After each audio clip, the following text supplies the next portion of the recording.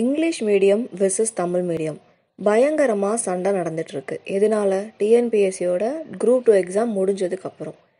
இது நமக்கு தொடர்ந்து டிஎன்பிஎஸ்சி 2017-18 இந்த எக்ஸாம்ஸ் அட்டன் பண்ணுறவங்க நோட்டீஸ் பண்ணது தான். புதுசாக இந்த ப்ராப்ளம் நமக்கு வரல. அப்போது இருந்து இப்போ வரைக்கும் நமக்கு இங்கிலீஷ் ஈஸியாக இருக்குது, தமிழ் கஷ்டமாக இருக்குது, அப்போ நீங்கள் இங்கிலீஷை எடுத்துருங்க, தமிழ்நாட்டில் தமிழ் வைங்க, இந்த ஒரு டாக் நம்ம பொதுவாகவே பேசிக்கிட்டே இருக்கோம். இப்போ பரவலாக இந்த சில நாட்களில் நம்ம நிறையா பார்க்குறது, நாங்கள் தமிழ் இவ்வளோ படிக்கிறோம், இங்கிலீஷ் உங்களுக்கு ஒன்றுமே இல்லை, உங்களுக்கு எதுக்கு இங்கிலீஷ், நீங்கள் தமிழ்நாட்டில் தான் இருக்கீங்க, தமிழ் படிங்க அப்படிங்கிறோம். நம்ம ஸ்டூடெண்ட்ஸுக்கு நடுவில் பயங்கரமாக சண்டை போடுறோம். ஆனால் இந்த கொஷின் பேப்பரை எடுத்தது ஸ்டூடெண்ட்ஸா? இல்லை. டிஎன்பிஎஸ்சி தரப்பில் கொஷின் பேப்பர் எடுத்தது டிஎன்பிஎஸ்சி, நமக்கு எழுத சொல்லி ஆப்ஷன் கொடுத்தது டிஎன்பிஎஸ்சி, படிங்கன்னு சிலபஸ் கொடுத்தது டிஎன்பிஎஸ்சி. ஆனால் சண்டை போடுறது ஸ்டூடெண்ட்ஸ். நம்ம யாருமே ஸ்டூடெண்ட்ஸ் போயிட்டு இங்கிலீஷ் நீங்கள் ஈஸியாக எடுங்க, தமிழ் நீங்கள் கஷ்டமாக வைங்க, சிலபஸ் நீங்கள் இப்படி ஃப்ரேம் பண்ணுங்கன்னு நம்ம சொல்லலை. எல்லாமே அவங்க பண்ணுறாங்க. அவங்க பண்ணுறதுக்கு நம்ம ஏங்க சண்டை போட்டுக்கணும்? இப்போது பிறந்ததுலேருந்து என்ன மீடியம் படிச்சிருக்காங்களோ அந்த மீடியமில் அவங்க எக்ஸாம் எழுத தான் ஆசைப்படுவாங்க. தமிழ்நாடை பொறுத்த வரைக்கும் நமக்கு கவர்மெண்ட் ஸ்கூலை விட private schools, English medium schools தான் அதிகம். கவர்மெண்ட்டில் படிக்கிறது அவ்வளோ பெருமையாக இருக்காது அப்படின்னு இங்கிலீஷ் மீடியமில் தான் படிக்க வைக்கிறாங்க. கவர்மெண்ட் மீடியம் ஸ்கூலை விரும்பி படிக்கிறவங்களும் இருக்காங்க, இல்லை அங்கே படிக்கிறது தான் நம்ம குடும்ப சூழ்நிலை அப்படின்னு படிக்கிறவங்களும் இருக்காங்க. அதே மாதிரி ப்ரைவேட் ஸ்கூல்ஸில் அங்கே படிக்கிறது தான் கெத்து, சொந்தக்காரங்க பெருமையாக நினைப்பாங்க அப்படின்னு படிக்க வைக்கிறாங்க. பிறந்ததுலேருந்தே எந்த மீடியம் அதிகமாக நம்ம கான்சென்ட்ரேட் பண்ணுறோமோ அதில் படிக்கிறது தானே கன்வீனியன்ஸாக இருக்கும். தமிழ் கஷ்டமாக இருக்குன்னு தெரிஞ்சே நீங்கள் தமிழ் தான் படிக்கிறீங்க, இங்கிலீஷ் படிக்கலை. என்ன அர்த்தம்? நீங்கள் சின்ன வயசுலேருந்து இங்கிலீஷ் மட்டும்தான் இங்கிலீஷில் படிச்சிருப்பீங்க, மற்ற எல்லாமே தமிழில் படிச்சிருப்பீங்க. இங்கிலீஷ் உங்களுக்கு தெரியும், ஆனால் இங்கிலீஷை விட உங்களுக்கு தமிழ் நிறையா தெரியும், அப்படிங்கிறனால தமிழ் படிக்கிறீங்க. அது எவ்வளோ அதிகம் இருந்தாலும், எவ்வளோ போர்ஷன் இருந்தாலும், படிக்கவே முடியல, கஷ்டமாக இருக்குது அப்படின்னாலுமே நீங்கள் அதை தான் படிக்கிறீங்க. ஏன்னா அதுதான் உங்களுக்கு நல்லா வருது அப்படின்னு நீங்கள் நம்புறீங்க. அதுவும் இல்லாமல் ஸ்கோரும் நிறையா வாங்குறாங்க. அதில் இங்கிலீஷ் மீடியம் ஸ்டூடெண்ட்ஸு பிறந்ததுலேருந்தே அவங்க இங்கிலீஷ் தான் படிச்சிருப்பாங்க. எல்லாமே தமிழை தவிர மற்ற எல்லாமே அவங்க இங்கிலீஷில் படிச்சிருப்பாங்க. தமிழும் அவங்க படிச்சு தான் ஆகணும், ஏன்னா அதுலேயும் அவங்க பாஸ் ஆகணும். அப்போ மற்ற எல்லாத்துலேயும் நிறையா வாங்குறவங்க தமிழில் கம்மியாக வாங்கியிருப்பாங்க. நான் சின்ன வயசுலேருந்தே இங்கிலீஷ் மீடியம், ஆனால் தமிழில் நான் எப்பயுமே இங்கிலீஷில் எந்த அளவுக்கு மார்க் வாங்குறனோ அந்த அளவுக்கு மார்க் வாங்குவேன். I love my mother tongue. எனக்கு என் தாய்மொழி தமிழை ரொம்ப ரொம்ப பிடிக்கும். நான் அதனாலேயே தமிழை ஃபோக்கஸ் பண்ணி ஒரு சின்ன பிழை கூட மிஸ்டேக் ஆயிடக்கூடாது அப்படிங்கிறக்காக நான் படிப்பேன். ஆனால் நான் இப்போ பேசும்போது பாருங்கள், உங்களுக்கு தமிழை விட இங்கிலீஷ் தான் எனக்கு டாமினேட் பண்ணுது. ஏன்னா நான் படித்த கல்வி முறை எப்படி, எனக்கு தமிழ் எந்த அளவுக்கு பிடிக்கும் அப்படிங்கிறது என்னோட மார்க்கில் தெரியும். இப்போ கூட எனக்கு மதிப்பெண் அப்படின்னு வரல, மார்க் அப்படின்னு தான் வருது. ஏன்னா நான் படித்த எல்லாமே மேக்ஸிமம் இங்கிலீஷ் தான், தமிழ் அதில் ரொம்ப கம்மியாக இருக்குது. நான் குரூப் 4க்கு அட்டன் பண்ணுறதுக்காக தமிழ் உண்மையாகவே படித்தேன். ரொம்ப ரொம்ப கஷ்டமாக இருக்குது. பழைய புத்தகம் 6-12, புதிய புத்தகம் 6-12, உண்மையாகவே கஷ்டமாக இருந்துச்சு. ஒரு இயலும் படித்து அடுத்தடுத்து போக போக முன்னாடி படித்த இயர்லாம் மறந்துக்கிட்டே போன மாதிரி இருந்துச்சு. ஆனால் இங்கிலீஷ் நீங்கள் படிக்கும்போது மொத்தமாகவே ஒரு 2 டைம் படிச்சிங்க அப்படின்னா முழுசாகவே முடிஞ்சிடும். எப்போ எந்த கேள்வி கேட்டாலும் ஆன்சர் பண்ணுற அளவுக்கு அது ஈஸியாக இருந்துச்சு. ஆனால் தமிழோட கம்பேர் பண்ணும்போது நிறையா நம்ம அந்த புக்கை எழுந்தது யார், தொகுத்தவர், தொகுப்பித்தவர், சொன்னவர்னு சொல்லிட்டு எக்கச்சக்கமாக அது உள்ளே படிக்கிறோம். அதை தாண்டி இலக்கணம் இது படித்தா போதுமா அப்படின்னு கேட்டால் கிடையாது. இங்கிலீஷுக்கு சிலபஸை மட்டும் ஃபாலோ பண்ணுறாங்க. டிஎன்பிஎஸ்சி சைடில் மிஸ்டேக் அப்படின்னு நம்ம பார்க்கணும். ஸ்டூடெண்ட்ஸ் நடுவில் சண்டை போகிறது வேஸ்ட்டுங்க. அவங்க என்ன மீடியம் படித்தாங்களோ அதை அவங்க பண்ணுறாங்க. அவங்கள தப்பு சொல்கிறதுல நியாயம் கிடையாது. உண்மையாகவே தமிழ் மீடியம் ஸ்டூடெண்ட்ஸுக்கும் நிறையா கவர்மெண்ட் கொடுத்துட்டு தான் இருக்காங்க. உங்களுக்கு மட்டும்தான் எக்ஸ்க்ளூசிவாக பிஎஸ்டிஎம் அப்படிங்கிறது இருக்குது, வேறு யாருக்குமே அது இல்லை. இங்கிலீஷ் மீடியமுக்கு பிஎஸ்இஎம் அப்படின்னு ஏதாவது இருக்கா? பர்சன் ஸ்டடிட் இங்கிலீஷ் மீடியம் கிடையாது, person studied in Tamil medium, PSTM தான் இருக்குது. அதே மாதிரி உங்களுக்கு ரிசர்வேஷனில் நிறையா இருக்குது. ஸோ நிறையா கொடுத்துட்டு தான் இருக்காங்க. இருந்தாலும் சிலபஸில் அவங்க இவ்வளோ ஹார்டாக கொடுத்துருக்கிறது நிஜமாவே ரொம்ப ரொம்ப தப்பு. இங்கிலீஷில் எந்த அளவுக்கு சிலபஸ் இருக்கோ அதே அளவுக்கு தமிழ்லையும் கண்டிப்பாக கொடுக்கணும். இவ்வளோ படித்தா போதும் அப்படிங்கிற ஒரு தெளிவு நமக்கு கட்டாயமாக வேணும். அப்படி இருந்தால் மட்டும்தான் இந்த குழப்பங்கள் எதுவுமே இருக்காது. ஒரு இங்கிலீஷ் படிச்சிருக்கவங்கனால 90 கேள்வி போட முடியும்னா தமிழ்லேயும் 90 கேள்வி ஈஸியாக போடுற மாதிரி தான் கொஷின் இருந்திருக்கணும். இந்த தரம் மாறினதான் பிரச்சனைக்கு காரணம். டிஎன்பிஎஸ்சி சைடு நம்ம இன்னும் ஒன்று கவனிக்க தவறிட்டோம். என்ன அப்படின்னு பார்த்தீங்கன்னா, இப்போ கொஷின் பேப்பரில் உங்களுக்கு ஏதாவது தமிழில் கரெக்ஷன்ஸ் இருக்குது, தமிழ் நீங்கள் படிக்கிறீங்க, ஒரு ஜிஎஸ் கேள்வி இருக்குன்னு வைங்க, அதில் கொஷின் நீங்கள் படிக்கிறீங்க, கேள்வியிலையும் எரர் இருக்குது, அதோட ஆன்சர்லேயும் எரர் இருக்குது அப்படின்னு நீங்கள் டிஎன்பிஎஸ்சி கிட்ட டவுட்டு கேட்குறீங்க அப்படின்னா தெளிவாக அவங்க நோட்டீஸில் சொல்லியிருப்பாங்க, which ever the answer is right in English medium is for final appeal அப்படிங்கிற வார்த்தையை கொடுத்துருப்பாங்க. இது என்னன்னு உங்களுக்கு புரிஞ்சிருக்கும். இப்போ நீங்கள் ஒரு கொஷினை தப்பு எரர் அப்படின்னு தமிழில் சொல்கிறீங்க அப்படின்னா அதே கேள்வி இங்கிலீஷில் என்ன கொடுக்கப்பட்டிருக்கோ அதுதான் இறுதி முடிவாக எடுக்கப்படும் அப்படிங்கிறத அவங்க தெளிவாக சொல்லியிருப்பாங்க. அப்போ இங்கேருந்து நம்ம தெரிஞ்சுக்கிறது, இங்கிலீஷை மட்டும் அவங்க ஃபோக்கஸ் பண்ணலை. ஜென்ரல் இங்கிலீஷ் அந்த 100 கேள்வி மட்டும் கிடையாது. மேக்ஸ் ஆகட்டும், ஜிஎஸ் ஆகட்டும், அவங்க முதல்ல இங்கிலீஷில் தான் செட் பண்ணுறாங்க கொஷின் எடுக்கிறது அவங்க இங்கிலீஷில் எடுக்கிறாங்க, இங்கிலீஷை வச்சு தமிழில் எடுக்கிறாங்க. அப்போ எரர் உங்களுக்கு 99% தமிழில் வர்றதுக்கு தான் வாய்ப்பு இருக்குது. இங்கிலீஷோட கொஷினில் எரரே வர்றதில்லை, வந்தாலும் ரொம்ப ரேரு. அப்போ பெரும்பாலான கொஷின் நமக்கு தமிழில் எரராக இருக்குது. காரணம் இங்கிலீஷ்லேருந்து தமிழில் அப்படியே டிரான்ஸ்ஃபர் பண்ணுறனால. இங்கேருந்து நம்ம தெளிவாக தெரிஞ்சுக்க வேண்டியது என்னன்னா, டிஎன்பிஎஸ்சிக்கு தமிழ் தெரிஞ்ச அளவுக்கு இங்கிலீஷ் இல்லை, தமிழை விட அதிகமாக இங்கிலீஷ் தெரிஞ்சிருக்கு. அவங்களுக்கு தமிழும் தெரிஞ்சிருக்கு, இங்கிலீஷும் தெரிஞ்சிருக்கு. ஆனால் தமிழை விட அதிகமாக அவங்களுக்கு இங்கிலீஷ் தெரிஞ்சிருக்கு. இங்கிலீஷில் அவங்க எல்லாமே பண்ணிடுறாங்க, அதை அவங்க தமிழாக மாற்றுறாங்க. மேபி அவங்க படித்து வந்த மீடியமும் இங்கிலீஷ் மீடியமாக இருக்கலாம் இல்லையா? கொஷின் எடுக்கிறவங்களும் இங்கிலீஷ் மீடியம் படித்து வந்தவங்களா இருக்கலாம். தமிழை விட அவங்களுக்கு ஜாஸ்தி இங்கிலீஷ் தெரிஞ்சிருக்கலாம். இப்போ நம்ம ஸ்டூடெண்ட்ஸுக்கு நடுவில் பயங்கரமாக சண்டை போடுறனால என்ன மாறிடும்? ஒரு இங்கிலீஷ் மீடியம் ஸ்டூடெண்ட்டை வேணாம், இனிமேல் இங்கிலீஷே வேண்டாம், இங்கிலீஷை டோட்டலாக எடுக்க சொல்லிட்டு நீங்களும் தமிழ் எழுதுங்க அப்படிங்கிறீங்க. இப்போது பிறந்ததுலேருந்தே இங்கிலீஷ் மீடியம் படித்தவங்கள இங்கிலீஷே வேண்டாம், எல்லாத்தையும் தூக்கிடலாம், நீங்கள் தமிழ் எழுதுங்க அப்படின்னா எப்படிங்க அவங்க எழுதுவாங்க? ஒரு தமிழ் மீடியம் ஸ்டூடெண்ட்டை நீங்கள் வேண்டாம், உங்களுக்கு இனிமேல் தமிழே கிடையாது, தமிழ்நாடுங்கிற பேர் இருக்கே தவிர எல்லாமே நீங்கள் இங்கிலீஷ் தான் சொன்னால் ஏற்றுக்க முடியுமா?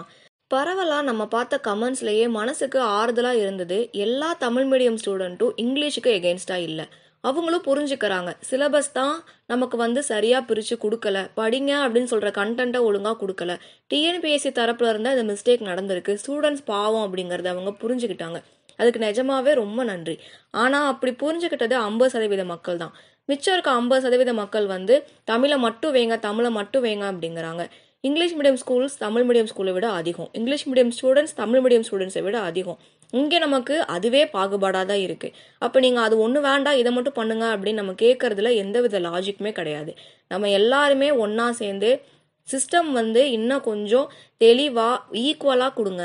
2 தரப்பு மக்களுக்குமே எந்த ஒரு சாதகமும் பாதகமும் இல்லாமல், யாரையும் பாதிப்பு இல்லாமல் நீங்கள் நடத்துங்க, பாதிப்பு இல்லாமல் சிலபஸ் கொடுங்க, இதில் இன்னும் கொஞ்சம் தெளிவு வேணும், இப்படி கேட்கறதுல தான் நமக்கு லாஜிக் இருக்குது. இதுதான் நமக்கு எஃபெக்டிவாகவும் இருக்கும். நமக்குள்ளே சண்டை போட்டுக்கிறதுனால எந்த யூஸுமே கிடையாது. இப்போ குரூப் 4ல் உங்கள் தமிழ் சிலபஸை குறைச்சிட்டு இங்கிலீஷும் ஆட் பண்ணியிருந்தோம் அப்படின்னோம்னா எல்லாருமே எழுதலாம். ஆனால் ஒருதலை பட்சமாக தமிழை மட்டும் எழுதுங்க அப்படின்ட்டாங்க. அப்போ பிறந்தாலேருந்து இங்கிலீஷ் மீடியம் படித்தவங்க என்ன பண்ணுவாங்க? அவங்க உங்கள் கூட சேர்ந்து கம்பீட் பண்ண முடியுமாங்க? உண்மையாகவே நான் கேட்குறேன். இப்போ என்னை எடுத்துக்கோங்க, தமிழ் ரொம்ப பிடிக்கும், ஆனால் தமிழை மட்டும் தான் தமிழில் படிக்க முடியும். ஜிஎஸ்ஓ மற்ற எதுவுமேவோ தமிழை படிக்க முடியாது. அதுலேயும் கொஞ்சம் தான் படிக்க முடியும். பழைய புக்கு, புது புக்கு, ரெஃபரன்ஸ் புக்குன்னு எல்லா புக்கையும் எடுத்து போட்டு உட்காந்து தமிழ் படிக்கிற அளவுக்கு அப்படி படித்தது இல்லை பிறந்ததுலேருந்தே. திடீர்னு அப்படி ஒரு வேலைக்காக நீங்கள் படிங்க அப்படின்னு சொல்லும் போது இது ஒரு அழுத்தத்தை ஏற்படுத்துது. இவ்வளோவா அப்படிங்கிற ஒரு மன அழுத்தம் ஏற்படுது. வேலையே வேணாம் அப்படின்னு போகிற அளவுக்கான ஒரு மென்டல் ப்ரெஷர் கிரியேட் ஆகுது. சிலபஸ் ஹார்டாக இருக்கிறதா இங்கே பிரச்சனை. நீங்கள் இங்கிலீஷ் மீடியமா தமிழ் மீடியமா அப்படிங்கிற கண்ணோட்டத்தை விட்டுட்டு எதுக்கு சிலபஸில் இவ்வளோ டிஃப்ரென்ஸ் இருக்குது அப்படிங்கிறத அனலைஸ் பண்ணுங்கள். தமிழுக்கு ஏன் இவ்வளோ அதிகம் இருக்குது, இங்கிலீஷுக்கு ஏன் கம்மியாக இருக்குது, இது எதனால அப்படிங்கிற அந்த ஒரு கண்ணோட்டத்துக்குள்ளே போகலாம். தமிழை குறைக்க சொல்லலாம், இதை வேண்டாம் இன்னும் கொஞ்சம் கம்மி பண்ணுங்கள். இப்போ நீட்டாக இங்கிலீஷ்க்கு இந்த ஒரு வார்த்தை இருக்குது அப்படின்னா அந்த ஒரு வார்த்தை தான் புக்கில் அப்படிங்கிறதுக்கு எந்த அளவுக்கு கிளாரிட்டி இருக்கோ அதே கிளாரிட்டியை தமிழுக்கும் கேட்கலாம். தமிழில் 4 அடியார் 4 மணி கடிகை இருக்குன்னா அப்போ 4 அடியார் 4 மணி கடிகை மட்டும் படித்தா போதும். ஏன் புக்காக எல்லா புக்கையும் படிக்கணும்? சிலபஸில் தான் வார்த்தை இருக்கே, அப்போ அதை மட்டும் படித்தா போதும் அப்படிங்கிற மாதிரி நம்ம கேட்போம். ஒன்று சேர்ந்து நம்ம இதுக்கான தீர்வை காணணும்.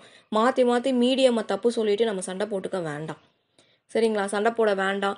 குரூப் 4ல் அவ்வளோ தமிழ், நீங்கள் சொல்லுங்கள், குரூப் 4ல் அவ்வளோ தமிழ் படித்து மனசை தொட்டு சொல்லுங்கள், உங்களுக்கு நிறைவாக இருந்துச்சா, சாட்டிஸ்ஃபேக்ஷனாக இருந்துச்சா? எக்ஸாம் முடிச்சுட்டு வந்துட்டீங்க, நீங்கள் தமிழ் மீடியம் மட்டும்தான் படிக்கிறீங்க, ஏன்னா அதுக்கு வேறு யாருமே உங்களுக்கு காம்படிட்டர் கிடையாது. ஆல் ஓவர் தமிழ்நாட்டில் யாரெல்லாம் தமிழ் படிச்சிருக்காங்களோ, யாரெல்லாம் தமிழ் மீடியமோ அவங்க மட்டும் தான் குரூப் 4 எழுத முடியும். உங்கள் மனசு தொட்டு சொல்லுங்கள், நான் எக்ஸாம் முடிச்சுட்டு நான் நிம்மதியாக இருந்தேன், எக்ஸாம் ரொம்ப ஈஸியாக இருந்துச்சு அப்படின்னு சொல்ல முடியுமா உங்களால்? கிடையாது. அப்போ குரூப் 4 கஷ்டமாக இருக்குது அப்படின்னா அதை விட ஒரு படி மேலே தான் குரூப் 2. அப்போ அதுவும் கண்டிப்பாக தான் இருக்கும். இதில் பர்டிகுலராக ஒரு மீடியம் அக்யூஸ் பண்ணுறது அப்படிங்கிறது தப்பு. அதுவே நமக்கு கஷ்டம், ஏன்னா அது நம்ம மட்டும் தான் போய் எழுதியிருக்கோம். ஓவராலாக உங்களுடைய மனக்கசப்பு, உங்களோட மனக்குமரல் எல்லாமே புரியுது. இது எதுவுமே ஸ்டூடெண்ட்ஸ்னால நடந்தது கிடையாது. அது ஒன்றை மட்டும் தெளிவாக புரிஞ்சுக்கோங்க. யாருமே ஸ்டூடெண்ட்ஸ் வேணுமுனே போயிட்டு ஈஸியாக கேளுங்க, கஷ்டமாக கேளுங்கன்னு கேட்கல. நம்ம ஒன்று சேர்ந்து தான் இதுக்கான தீர்வை காணணும். நம்மளுக்குள்ளே நம்ம சண்டை போட்டுக்க வேண்டாம். அடுத்தடுத்து இப்படி நடக்காமல் இருக்க நம்ம சைடு என்ன பண்ணணும் அப்படிங்கிறத நம்ம பண்ணலாம். இப்போதைக்கு நம்ம எல்லாருனாலையும் முடிஞ்சது இங்கிலீஷ் மீடியம், தமிழ் மீடியம் 2 பேருமே ஒன்று சேர்ந்து தமிழ் மீடியத்தோட சிலபஸை கம்மி பண்ணுங்க அப்படின்னு நம்ம கேட்கலாம்.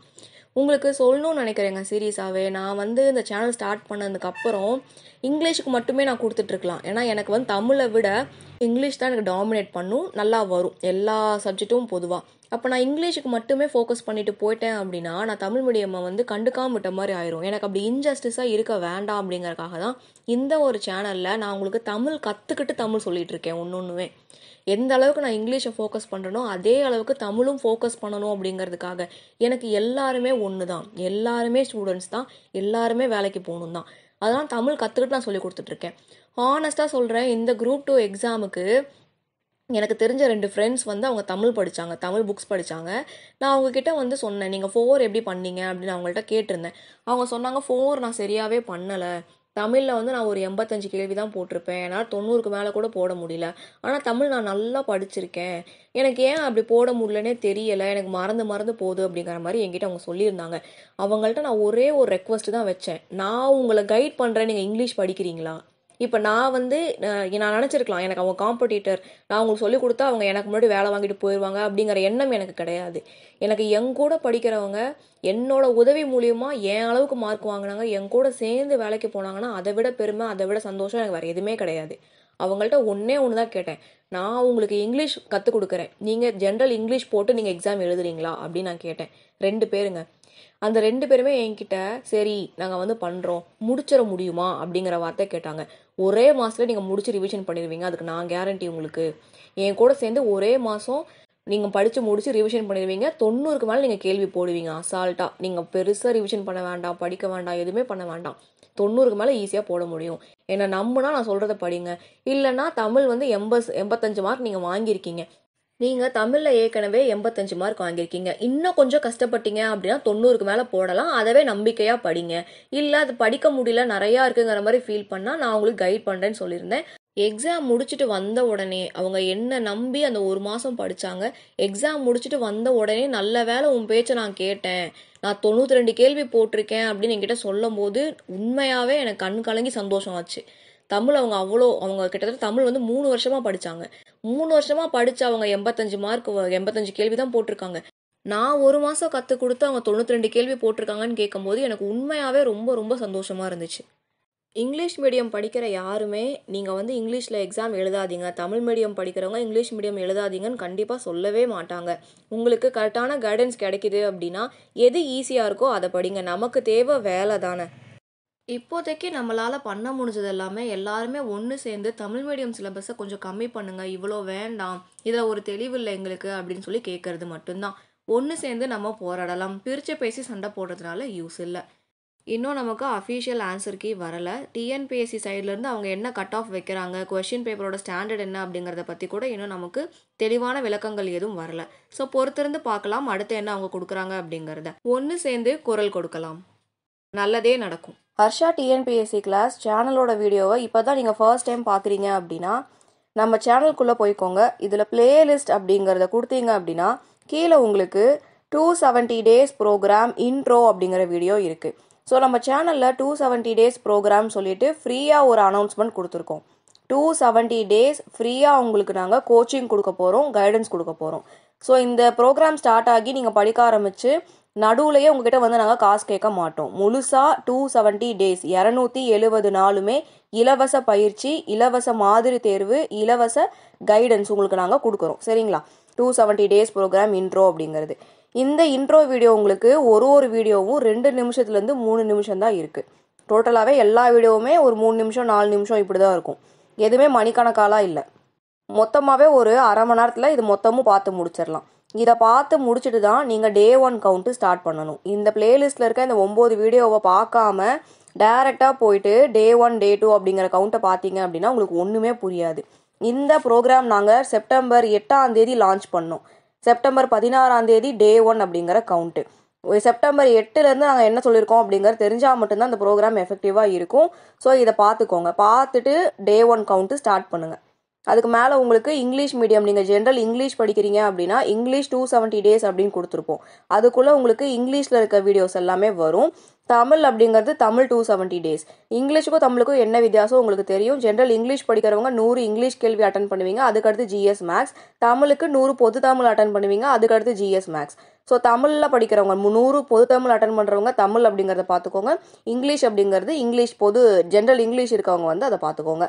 புதுசாக வரவங்க 270 days ப்ரோக்ராம் அப்படிங்கிற இன்ட்ரோவை பார்த்துட்டு அதுக்கப்புறம் ஸ்டார்ட் பண்ணுங்கள்.